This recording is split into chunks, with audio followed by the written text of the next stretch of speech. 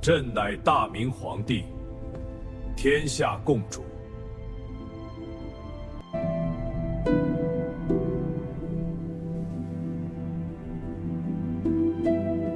开上血雨牢，五谷升堂，媳妇笑在帐。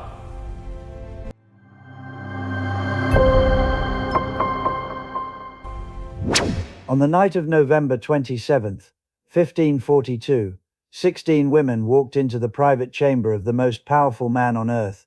They carried no weapons, no swords, no poison, no daggers, just a silk ribbon. The Emperor of China, the Jiang Emperor, ruler of 120 million people, commander of the largest army on the planet, a man who called himself the Son of Heaven, was asleep. They held down his arms, they stuffed cloth into his mouth, and one woman, a palace maid named Jiajing, looped the silk ribbon around his throat and pulled. His body convulsed, his face changed color, then he stopped moving. For approximately 2 minutes, the Emperor of China was either dead or dying, and 16 women with no military training, no political allies, and no escape plan, had done what no general in the empire had managed. Then the knot jammed, the ribbon wouldn't tighten further, panic set in. One woman ran to the Empress and confessed everything. Guards arrived within minutes. The emperor was revived. And what happened next to those 16 women, and to their families, their villages, and everyone connected to their bloodlines, became one of the most documented mass punishments in Imperial Chinese history. But here's what makes this story different from every other assassination attempt you've heard. These women knew they would die. They knew their families would die. They knew there was almost no chance of success, and they did it anyway, which means whatever was happening inside that palace, whatever these women were experiencing every single day, was so extreme that mass execution felt like the better option. This is the story of what drove them there, and it starts long before the Jiajing emperor was born. To understand what happened in 1542, you need to understand the system that had been running for centuries before it. The Chinese Imperial Palace was not a residence, it was a logistical operation, one of the most complex personnel management systems in the ancient world. At its peak, under the Ming Dynasty, the Forbidden City housed between 9,000 and 20,000 women at any given time. That number is not symbolic. It comes from palace census records and eunuch registries that survived into the modern era. These women were organized into a strict hierarchy. At the top sat the empress, below her ranked consorts. Below them were concubines of various grades. Beneath them were attendants, and at the very bottom were palace maids, women who performed labor, served the higher-ranking women, and existed in a category that had almost no path upward. Here is how women entered this system. Every few years, imperial officials spread out across the empire, with a very specific mission: find girls between the ages of 13 and 16, who met the dynasty's physical and genealogical requirements. Local magistrates submitted candidates. Families could not refuse. The girls were examined in stages, first for physical appearance, then for health, then for temperament. Those who passed were transported to the capital. The journey itself could take weeks. Many came from southern provinces, Jiangsu, Jiajing, and surrounding regions, areas known for producing women who matched the aesthetic standards of the imperial court. They traveled by canal boat and overland cart, escorted by eunuchs, with no guarantee of what awaited them. Once they entered the palace, their names were recorded in official registries. Their home identities were effectively erased. They were assigned ranks, living quarters, and specific duties. Most would never leave. Life inside the palace walls followed a rhythm dictated entirely by protocol. Women woke before dawn. Their movements were constantly monitored by eunuchs, castrated men who served as the palace's internal security force. During the Ming Dynasty, the eunuch population inside the Forbidden City numbered somewhere between 12,000 and 20,000. They monitored hallways, recorded conversations, and reported any deviation from expected behavior. The women themselves were not permitted to leave the palace grounds. Communication with the outside world was restricted or prohibited entirely. Letters home were censored or blocked. Visits from family members were rare and tightly supervised. Inside the palace, social life revolved around a single axis: proximity to the emperor. A woman who attracted the emperor's attention could rise from maid to consort, but a woman who fell out of favor could just as easily be reassigned to manual labor, sent to the palace laundry, or confined to her quarters indefinitely. The entire system created a social environment defined by one reality: every relationship was transactional. Alliances formed and dissolved based on access. Friendships carried risk. If someone you were close to fell out of favor, simply being associated with her could bring punishment. Accusations of disloyalty, witchcraft, or sexual misconduct circulated constantly, and the consequences were not theoretical. Women were executed on suspicion of poisoning. Women were beaten for speaking to the wrong person. Others disappeared from their quarters and were never mentioned again. This system operated continuously for dynasty after dynasty. The women changed. The rules did not. And then the Jiajing emperor took the throne. His name was Zhu Hokong, and he was never supposed to become emperor. He was a regional prince, the son of the Prince of Qing, raised far from the capital in Hubei province. But when the Zhengde emperor died in 1521 without an heir, the court selected Zhu Hokong as the closest eligible relative. He was 14 years old. His early reign was immediately consumed by a power struggle that historians now call the Great Rights Controversy. Court officials demanded that he retroactively adopt the previous emperor as his father. It was a symbolic act meant to legitimize his succession. But Zhu Hokong refused. He insisted that his biological father be officially recognized instead. The conflict dragged on for 3 years. Officials protested openly. Over 200 were arrested. 17 were beaten so severely during court flogging sessions that several died. In the end, the emperor won. The outcome established a pattern that would define his entire reign. Zhu Hokong learned early that direct force applied without negotiation produced results, and the bureaucracy learned something equally important. This emperor would not tolerate opposition. By the late 1530s, the Jiajing emperor had largely stopped governing in person. He attended fewer and fewer court sessions. Communication with ministers increasingly happened through written notes delivered by eunuchs. Sometimes months passed without a single official seeing the emperor's face. The reason was specific. He had become completely consumed by Taoist practices, aimed at extending his life. This was not casual spirituality. The emperor constructed entire altar complexes inside the Forbidden City. He hired a rotating staff of Taoist priests. He participated in elaborate rituals that could last for hours: fasting, meditation, burning talismans, and consuming alchemical preparations. 2 men in particular gained enormous influence during this time: the Taoist masters Shao Yuanjie and Tao Zhongwen. They convinced the emperor that physical immortality was possible through the correct combination of ritual practice and alchemical substances. The emperor believed them, and the substances they prescribed required very specific ingredients. This is the point where the historical record becomes difficult to read. Not because the sources are unclear, but because they are very clear. Multiple accounts describe the same practices. The Jiajing emperor's alchemists prescribed a substance referred to in court documents as red lead. Producing this substance required young women, specifically girls who had recently reached puberty. Court physicians and Taoist priests supervised the process. The records describe forced regimens designed to manipulate the girls' biological cycles using herbal compounds, restricted diets, and extreme physical exhaustion. The exact number of girls involved is unknown, but palace records from the period reference hundreds. Girls were brought in through the same imperial selection process that had always supplied the palace. They were used in these preparations, and when they were no longer useful, they were replaced. There is no record of any girl being returned to her family. Daily life in the Jiajing emperor's palace became defined by these practices. Before sunrise, sometimes as early as the third watch, roughly between 1 and 3 in the morning, palace women were sent into the imperial gardens. Their task was to collect morning dew from specific plants. This dew was used in alchemical preparations. It had to be collected before sunrise, because it was believed to lose its properties once the sun appeared. The women performed this task regardless of weather. In winter, temperatures in Beijing could fall well below freezing. The clothing issued to palace women was designed for indoor life: layers of silk, not protection against cold. Women who collapsed were punished. Women who failed to collect enough dew were punished.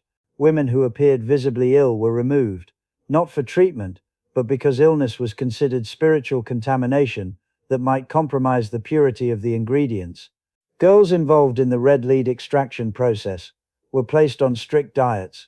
They consumed herbal mixtures on rigid schedules, some containing ingredients now known to be toxic. The goal was to intensify their biological processes and maximize the yield of the substances the alchemists wanted. The side effects were severe: abdominal pain, hemorrhaging, chronic exhaustion, and in some cases death. When a girl died, she was simply replaced by another brought through the same selection pipeline. What made the Jiajing Emperor's palace different from earlier reigns was not the existence of these practices. Earlier dynasties had experimented with alchemy as well. What made this reign different was scale. The emperor's obsession grew stronger with each failed attempt at immortality. Every unsuccessful preparation led to new rituals, more ingredients, more participants, and more extreme conditions. The entire palace environment shifted. Surveillance intensified. Punishments became harsher. Minor infractions, speaking at the wrong time, walking through the wrong corridor, completing a task too slowly, could trigger punishments that in earlier reigns would have been reserved for serious crimes. Beatings became routine, confinement became routine, and the women who witnessed others being punished understood exactly what their own future might look like. This continued for more than 20 years. The assassination attempt of 1542 did not happen suddenly. According to the investigation records compiled afterward, the plot was organized over several weeks. The ringleader was a palace maid named Yang Jinying. She had served inside the palace long enough to understand its rhythms, guard rotations, surveillance patterns, the emperor's nightly habits. She recruited 15 others. The investigation records list many of their names: Yang Qiaying, Su Chuanfang, Xing Quilian, Liu Miaoqing, among others. Their ranks differed. Some were maids, some were attendants, but they all shared the same position at the bottom of the palace hierarchy. These women had no political ambitions. They had no external allies. The investigation found no connection to court factions, no foreign influence, no rival claimant to the throne. Every source reached the same conclusion. These women were trying to kill the emperor because the conditions of their lives had become unbearable. Their plan had to be simple. They had no access to weapons. Knives and sharp tools were tightly controlled inside the inner palace. Poison was theoretically possible, but accessing the emperor's food supply would require bypassing an entirely separate chain of eunuch security. Strangulation required no special materials. They chose a night when the emperor would be sleeping in the chambers of Consort Chao, one of his favored companions. The location mattered.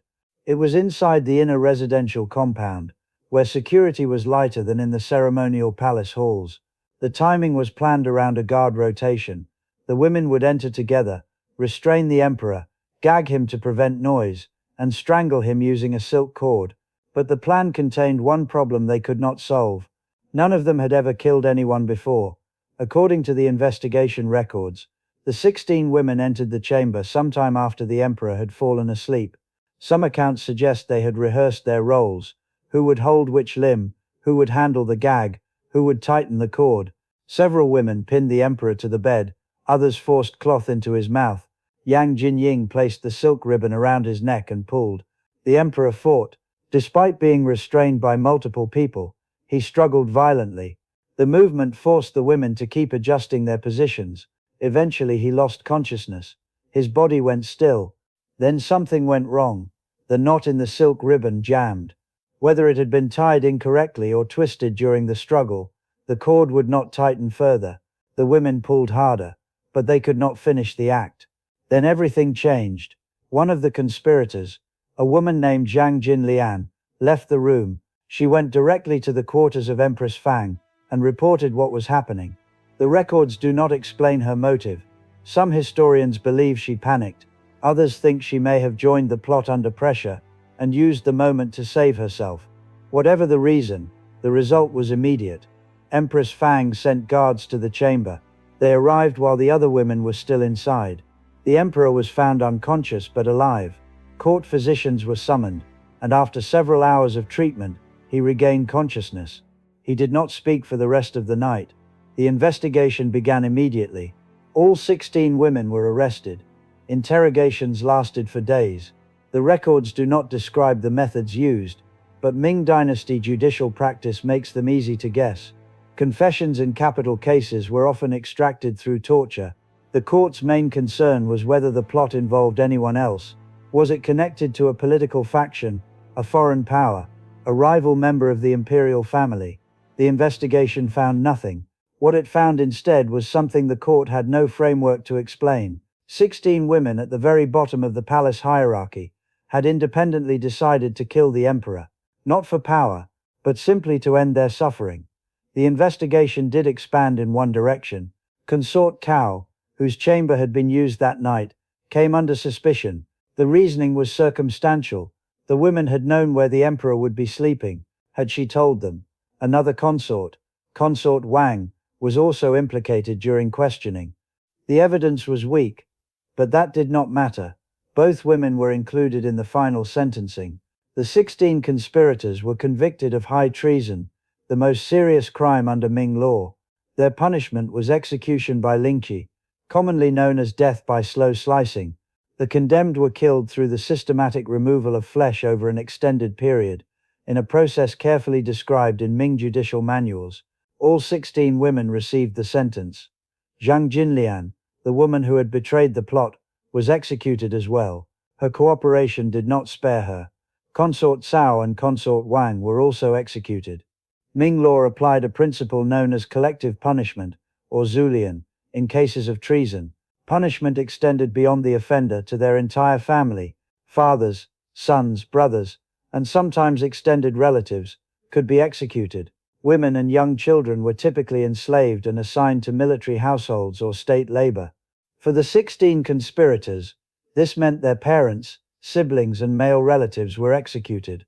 Historians estimate that the total number of deaths connected to the 1542 plot reached into the hundreds. Entire family lines were erased. The women's names were recorded in official court documents, not as individuals, but as examples. The records were preserved so that future palace populations would understand what happened when imperial authority was challenged. And yet the event changed almost nothing. The Jiajing emperor did not reform the palace. He did not end the alchemical programs. He did not improve the living conditions that had produced the conspiracy. Instead, he withdrew even deeper into the palace. Security was tightened. Access to his chambers was restricted to a small group of trusted eunuchs, and the rituals intensified. For the rest of his life, the emperor continued consuming alchemical preparations containing mercury, arsenic, and lead. On January 23, 1567, 25 years after the assassination attempt, the Jiajing emperor died. He was 60 years old. Court physicians recorded the cause as mercury poisoning. The substances he believed would make him immortal had slowly killed him. His successor, the Long King Emperor, moved quickly. Taoist priests were expelled from the palace. The alchemical programs were dismantled. Several of the Jiajing emperor's powerful eunuch advisors were arrested and executed. Officials who had been imprisoned during the previous reign were pardoned. Administrative reforms began almost immediately, but the palace system itself remained intact. Concubines still existed. The selection process continued. The hierarchy remained unchanged. In fact, the system long predated the Jiajing emperor. When the Hongxi emperor died in 1425, 7 concubines were forced to die alongside him. The practice was called Shunzhang burial sacrifice. Women selected for the ritual were brought to a hall, fitted with nooses, and ordered to step from platforms while eunuchs supervised. Historical accounts describe them weeping as the platforms were removed. The Yongle emperor's death resulted in 16 such sacrifices. The Xuande emperor's death resulted in at least 10. The practice was not abolished until 1464 by the Chenghua emperor, but the idea behind it remained. Palace women were considered the property of the emperor, even after his death. When the Qing dynasty replaced the Ming in 1644, the concubine system continued with only minor modifications. Women who had served a deceased emperor were often moved to a separate residence, known as the Palace of Tranquil Longevity. There they lived in isolation for the remainder of their lives. Some remained there for 40 or 50 years, aging quietly. attended by a shrinking number of eunuchs, with no chance of returning to the outside world. The system finally ended in 1924, when the last emperor Pui was expelled from the Forbidden City.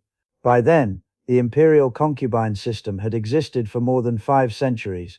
Hundreds of thousands of women had lived and died within it. Most of their names were never recorded.